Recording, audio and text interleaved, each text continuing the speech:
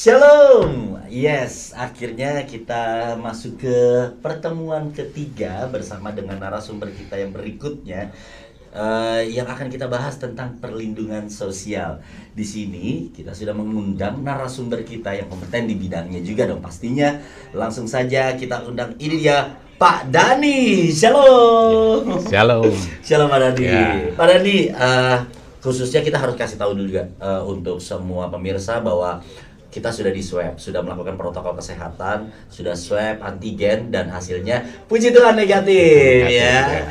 Kalau saya nggak negatif kan Pak Dhani juga takut dong. Iya. Jarak jauh. Jarak jauh. Nggak juga, saya nggak boleh kesini juga Pak Dhani. Tapi puji Tuhan kita sudah vaksin, sudah di swab dan negatif. Dan kita juga berharap semuanya juga yang menyaksikan semua dalam keadaan sehat dan boleh memberikan yang terbaik juga untuk hidupnya dan Tuhan ya. Amin. Pak Dhani, ini bagaimana nih kabar Pak Dhani saat ini? Ya, puji Tuhan saya sehat. Sehari-hari berwira swasta di bidang bangunan. Kemudian saya kebetulan cukup lama aktif di Komisi PSE. PSE itu singkatan Pengembangan Sosial Ekonomi. Pas Jadi banget. ya, Kenapa diundang Pak Dhani? Karena kita akan membahas itu Pak, iya. tentang perlindungan sosial. Iya. Nah Pak Dhani, kan Pak Dhani juga udah cukup lama ya di PSE ya. Ini kita akan membahas tentang perlindungan sosial. Ini juga yang ditekankan oleh pemerintah yang harus dipacu untuk berkembang atau bertumbuh supaya tidak stuck, karena kondisi saat ini 4 pembahasan yang kita bahas kali ini tuh juga pemerintah juga kesulitan untuk menangani itu. Nah, sekarang tentang perlindungan sosial Pak Dhani. Menurut Pak Dhani, perlindungan sosial kondisi saat ini tuh seperti apa sih? Kalau perlindungan sosial itu kan sebenarnya kewajiban negara, pemerintah, untuk membantu warga masyarakat yang kekurangan. Kekurangan tidak bisa memenuhi kebutuhan dasarnya. Kebutuhan dasar itu apa sih? Kebutuhan untuk hidup minimum ya. Minimum. Pangan, ya pasti harus makan. Orang harus makan. Sandang ya harus. Sandang. Baju, pakaian. ya. Perumahan, orang kan harus punya tempat tinggal. Betul. Ya. Kemudian pendidikan, bisa menyekolahkan anak dan sebagainya. Kesehatan, ya mau nggak mau itu penting ya. Nah, itu 5 ini lima penting, itu kebutuhan dasar untuk hidup minimum ya, Itu belum minimum. layak, belum nyaman, belum, ini baru minimum. Tapi ini penting ya. Ya. Nah, pemerintah ini udah saya lihat pontang-panting mengeluarkan anggaran ratusan triliun untuk 5 hal ini ya. 5 hal ini udah ratusan triliun. Tapi itu pun kita lihat masih belum cukup ya. Masih. Baik cakupannya, nominalnya masih belum cukup. Oke. Nah, kita ini umat Katolik, umat gereja ini, kita ini ya. Ya, betul. Termasuk Mas Rocky, Ya, saya pasti dong. ya. Pasti dong. Ini kan juga warga masyarakat juga, warga negara juga. Indonesia, Ya, betul. jadi mau nggak mau ya harus terlibat. Oke. Apalagi uskup kita, paus kita, dokumen-dokumen gereja itu kan selalu menekankan kita harus peduli pada yang kekurangan, pada miskin, rentan. Itu udah dari dulu ya, dari dulu saya kecil pun udah harus begitu ya. Apalagi sekarang COVID begini ya. Yang seperti dikatakan Monsinyur Sudio bahwa 100% Katolik, 100% ya, Indonesia. tepat, ya. Berarti kita juga nggak boleh cuma gereja saja, Iya, tapi di negara pun juga kita harus melakukan sesuatu. Iya, kalau negara senang kita ikut senang. Kalau negara susah begini ya kita Iya, nggak mau pasti ikut. dong Pak, Iya, pasti. iya. Akhirnya naik-naikin pajak, dinaikin. Oh, jadi susah juga kita Pak. Naik pajak kok terus cemberut. Ya kalau udah angkat naik kayak gitu kan susah Pak. Iya. Mukanya agak berubah ya kalau udah ngebahas itu ya. Tapi, nah kalau tadi kan kita lihatnya Pak Dhani bilang bahwa ini adalah peran pemerintah. Iya. Nah, aksi peran dari gereja itu sendiri apa tuh Pak? Sebenarnya peran gereja itu yang ada saja di lingkungan kita ya. Lingkungan. Pertemanan kita, lingkungan tetangga itu ya. Pasti kalau kita lihat kondisi saat ini, boleh dikatakan pastilah ada yang kesulitan. Oh iya. Jadi kita tidak usah mengandalkan katakan hierarki gereja atau pemerintah ya, biarkan mereka juga melakukan bagiannya ya. Kita ini kan bisa melihat, kita mencari siapa sih yang susah di lingkungan kita gitu ya. Nah itu aja yang kita bantu, bisa secara perorangan, bisa secara komunitas gitu. Saya kira itu akan sangat membantu negara kita untuk keluar dari kesulitan ini. Gitu. Ini kalau saya lagi ngobrol sama Bapak, saya berasa ngobrol sama menteri loh Pak. Menteri sosial kah atau karena pembawaannya benar-benar serius banget ke arah sana Pak. Luar biasa loh ya Pak. Karena apa ya, saya itu kalau kita ya saya kira sama ya. Kalau melihat orang sulit, orang kesulitan itu kan mau nggak mau ya harus prihatin ya. Jadi kalau muka saya sekarang prihatin ya karena bicara perlindungan sosial. Oh, bukan bicara sama saya prihatinnya Pak ya. Melihat muka Anda saya seperti yang prihatin gitu ya. Tapi ya ini ya Pak ya, kalau misalnya kondisi pemerintah, bukan hanya pemerintah tapi gereja juga harus berperan penting. Kalau kita hanya mengandalkan pemerintah saya kira nggak cukup lah. Iya. Karena gereja adalah bagian dari negara ini juga ya Pak ya. Betul, berada di sini karena gereja tidak berada di tempat yang jauh kan ya. Gereja ada di Indonesia, tanah air Indonesia, jadi harus berperan juga ya. Biasanya tuh Pak perannya itu misalnya di lingkungan gitu ya, yang tadi Bapak bilang dari lingkungan keluarga mungkin ya Pak.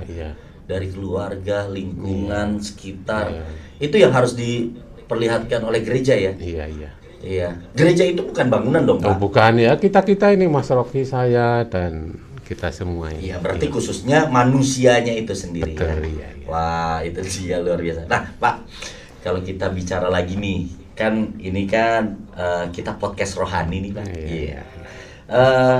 Kalau podcast rohani pasti ada kisah-kisah dong dalam kitab suci yang menggambarkan tentang perlindungan sosial ini. Ada gak sih, Pak?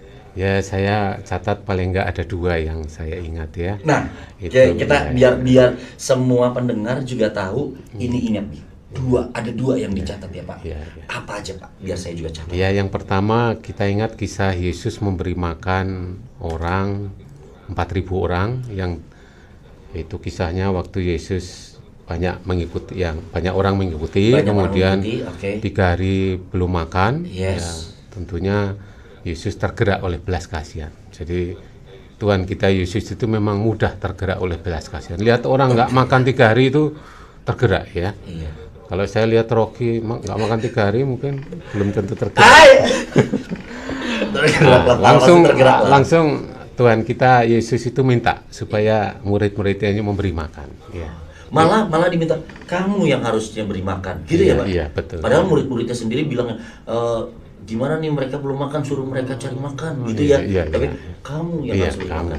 Wow, berarti dengan itu menggerakkan orang, ayo kamu yang harus beraksi. Betul. Wah, itu luar biasa sekali. Nah, yang kedua yang saya catat juga adalah kisah tentang Yesus diurapi. Itu ada satu ayat yang mengatakan kurang lebih ya.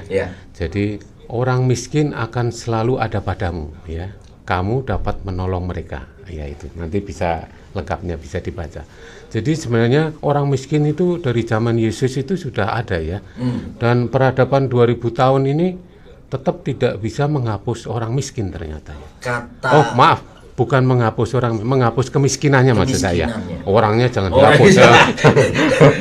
Maksudnya kemiskinannya itu loh ya. Dari dulu ternyata kita ini belum mampu juga ya. Jadi itu saya kira itu tindakan yang kepedulian yang harus terus menerus ya. Dengan adanya itu kepedulian kita juga diasah terus ya. Betul, Pak. Iya. Itu kisah yang dalam kitab suci dan sampai saat ini pun juga masih masih terjadi ya. Betul. Dan kita yang harus bergerak untuk memberikan sesuatu. Wah, itu udah masuk aksi nyata ini Pak. Nah, itu karya Tuhan kan kita harus yang lakukan begitu ya. Berarti sudah masuk aksi nyata.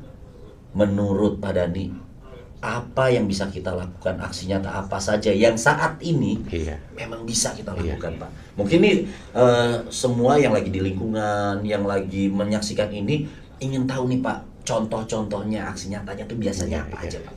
Ya, sebenarnya saya bukan mengajari aksi nyata ya. Masyarakat kita umat Katolik itu sudah sangat murah hati. Sebenarnya sudah banyak yang dilakukan. Cuma kalau ya semacam itulah bisa saja dalam lingkungan keluarga, pertemanan atau lingkungan kita tetangga begitu ya.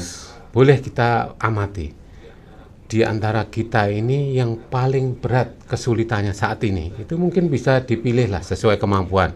Bisa 3 orang, 5 orang, 10 orang, sesuai kemampuan. Nah, kemudian kita dalami, kita kalau perlu kita temuin, kita ajak bicara apa yang menjadi kesulitan, dan itu saya kira kita bisa bantu ya. Apakah mungkin anaknya tunggakan uang sekolahnya udah nunggak, atau pangannya sangat terbatas, atau usahanya mandek, ya macam-macam hal. Jadi membantu itu kan tidak harus dengan materi ya, materi kasih uang itu tidak harus seperti itu. Bisa juga mencarikan pekerjaan, membuat usahanya didampingi, dibimbing supaya maju dan sebagainya.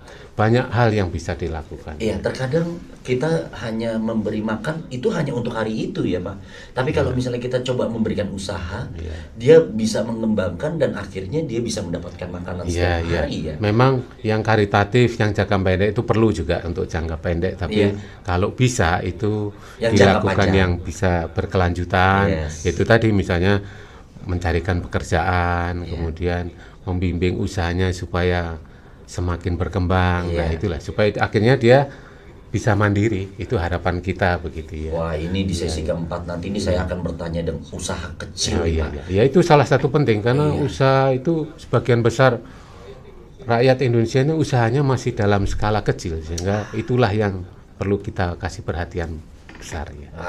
Bagus sekali. Itu aksi nyata kita agar bisa tentang perlindungan sosial ini kita bisa melihat yang baik, kita bisa melihat menjadikan itu lebih baik lagi dan boleh menjadi saksi Tuhan untuk bersama-sama ya Pak ya. Betul. Wah, luar biasa. Tapi sekali lagi Pak Dhani terima kasih untuk sharingnya hari ini. Mudah-mudahan bermanfaat ya perbincangan kita ya. Pasti Pak, dan apa yang kita sharingkan kali ini bisa dibahas juga bersama-sama di lingkungan mungkin dan keluarga pastinya. Karena dari yang kecil, dari keluarga kita bisa menjadi saksi Tuhan lebih besar lagi. Amin. Yes, terima kasih Pak Dhani. Shalom. Shalom. God bless you Pak.